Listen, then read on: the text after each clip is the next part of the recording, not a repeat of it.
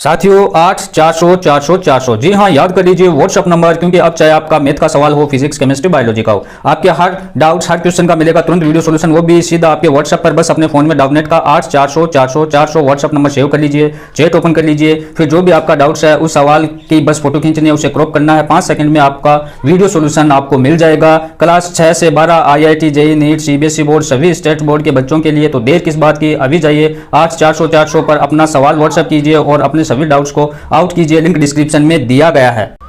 नमस्कार दोस्तों, मैं रमेश काला जीके विद काला पर आपका स्वागत करता हूं। NCERT सिलेबस के अकॉर्डिंग कक्षा 12 इतिहास का 7वां चैप्टर, एक साम्राज्य की राजधानी विजयनगर, लगभग 14वीं से 16वीं सदी तक, यह हमारा एक महत्वपूर्ण टॉपिक है दोस्तों। इससे बनने वाले छोटे बड़े सारे प्रश्न नोट्सों के माध्यम से इसमें हम जानेंगे। अगर आपको किसी भी सब्जेक्ट का नोट्स चाहिए, हिस्ट्री का नोट्स चाहिए, तो इस चैनल की कम्युनिटी में जाकर आप डिटेल उसकी चेक कर लें। ये दूसरा पार्ट है विजयनगर साम्राज्य का। इससे पहले दोस्तों हमने विजयनगर साम्राज्य के बारे में कुछ महत्वपूर्ण जानकारी देखी थी।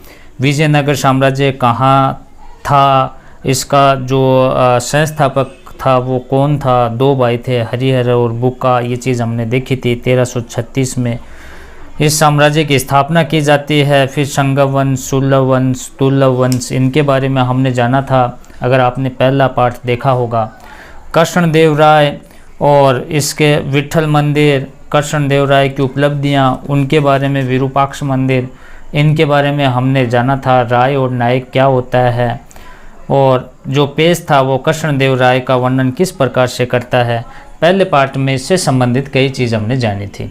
अगर हिस्ट्री के और वीडियो आपको देखना है तो प्ले लिस्ट बना रखी है, वहाँ आप जाकर देख सकते हैं। पूरी इतिहास डिटेल से भी मिलेगी और मोस्ट इम्पोर्टेंट क्वेश्चनों के रूप में भी मिलेगी। अब इस पार्ट में हम जानेंगे, शुरुआत कर रहे हैं तालीकोटा के युद्ध से। महत्वपूर्ण साथियों, तालीकोटा का युद्ध, जिसे राक्षसी तांगड़ी भी कहा जाता है, या तालीकोटा का युद्ध। अब इसमें देखो, ध्यान से देखें, तालीकोटा का युद्ध क्या है। तो 1565 में राक्षसी तांगड़ी या तालीकोटा के युद्ध में बीजापुर, गोलकुंडा, अहमदनगर की संयुक्त सेना ने और विजयनगर की सेना को बुरी तरह पराजित किया। अब देखो, तालीकोटा का युद्ध क्या था। एक तरफ बीजापुर, गोलकुंडा, अहमदनगर की सेना थी, इनकी संयुक्त सेना थी तीनों की। दूसरी तरफ विजयनगर की सेना थी, और इसमें विजयनगर की सेना को बुरी तरीके से इस संयुक्त सेना ने पराजित किया। विजय सेनाओं ने, ये थी विजय सेना, बीजापुर, गोलकुंडा और अहमदनगर की सेना। विजय सेनाओं ने विजयनगर पर धावा बोलकर उसे खूब लूटा साथियों। कुछ ही वर्षों में यह शहर पूरी तरह से उजड़ गया। इस दौरान राजा राम राय विजयनगर के शासक थे। यह युद्ध तालीकोटा में हुआ, इसलिए इस युद्ध को क्या कहते हैं, तालीकोटा का युद्ध कहा जाता है। इसके साथ इसे राक्षसी तांगड़ी के युद्ध के नाम से भी जाना जाता है, क्योंकि जहाँ पर यह युद्ध हुआ वहाँ पर राक्षसी तांगड़ी नाम के छोटे छोटे गांव थे साथियों। फिर विजयनगर की किलेबंदियाँ और सड़कों के बारे में आपसे प्रश्न पूछ लिया जाए तो आप कैसे लिखोगे। विजयनगर एक विशाल किलेबंदी थी। विजयनगर के चारों ओर विशाल किलेबंदी थी, जिसे दीवारों से घेरा गया था। विजयनगर में स्थित किलेबंदी के बारे में जानकारी हमें फारस से आए दूत अब्दुल रज्जाक विवरण से प्राप्त होती है। इससे न केवल शहर को बल्कि कृषि में प्रयुक्त आसपास के क्षेत्र तथा जंगलों को भी घेरा गया था।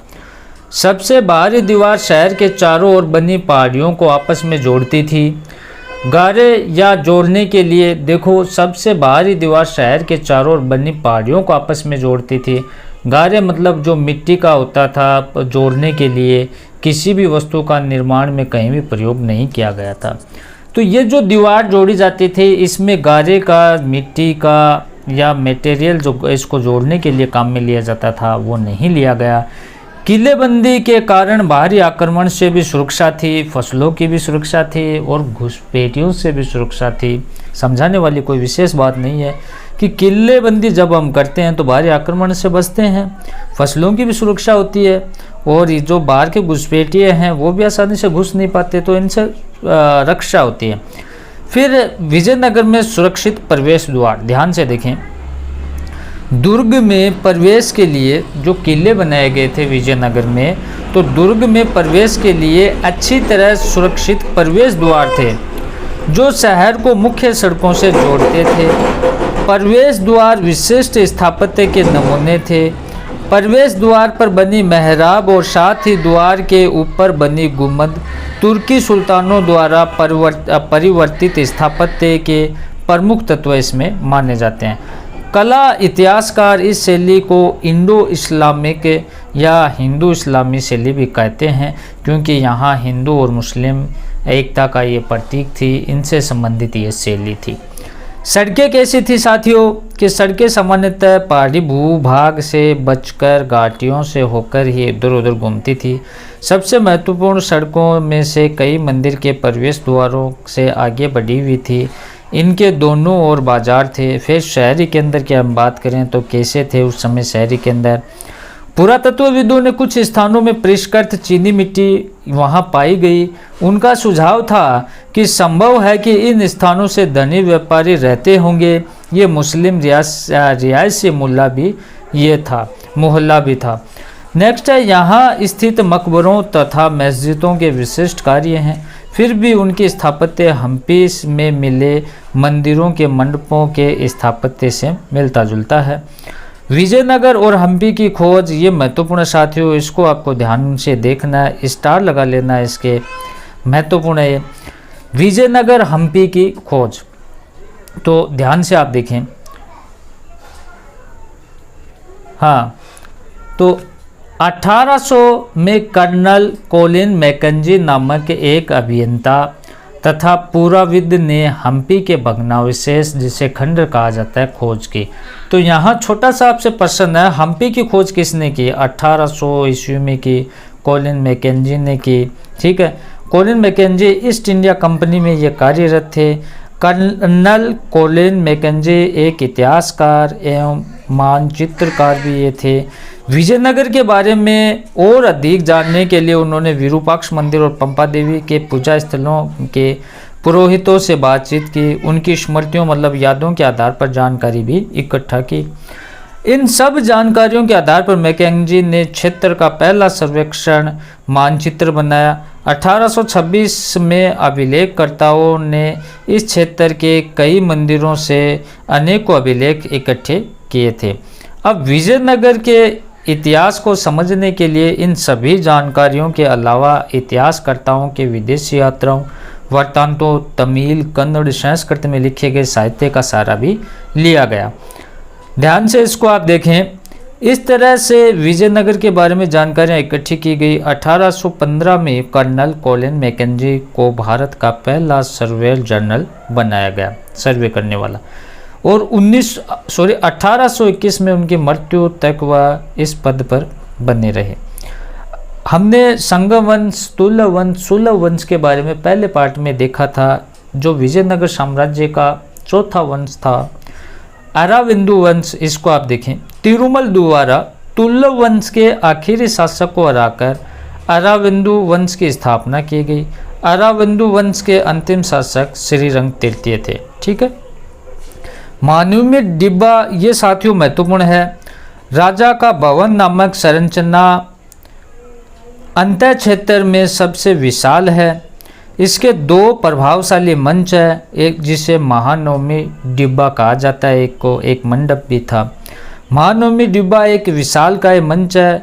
ये 11,000 वर्ग फीट के क्षेत्र में फैला हुआ है। इसकी ऊंचाई लगभग 40 फीट है। महानवमी डिब्बा के बारे में पूछने पर आपको ये चीज़ें लिखनी होगी। इस मंच के आधार पर कुछ बहुत से सुंदर चित्र मिले। इस पर बड़े बड़े मेलों का आयोजन भी किया जाता था, मुख्य रूप से हिंदू त्योहारों जैसे दशहरा, दुर्गा पूजा आदि पर इन मेलों का आयोजन किया जाता था। साथियों, इस अवसर पर धर्म अनुष्ठानों का आयोजन किया जाता था, जिनमें मूर्तियों की पूजा की जाती थी, जानवरों की बलि दी जाती थी, राज्य के ऐश्वर्य की पूजा आदि की जाती थी। फिर लोटस कमल महल ये प्रसिद्ध था, इसको आप थोड़ा सा देख लें। राजकीय केंद्र के सबसे सुंदर भवनों में लोटस या कमल महल है। इसका ये नामकरण 19वीं शताब्दी के अंग्रेज यात्रियों ने किया था। मैकेंजी के अनुसार ये भवन परिषदीय सदन था जहां राजा अपने परामर्शदाताओं से मिलता जुलता था। विजयनगर जल संपदा, देखो विजयनगर की जल संपदा कैसी थी।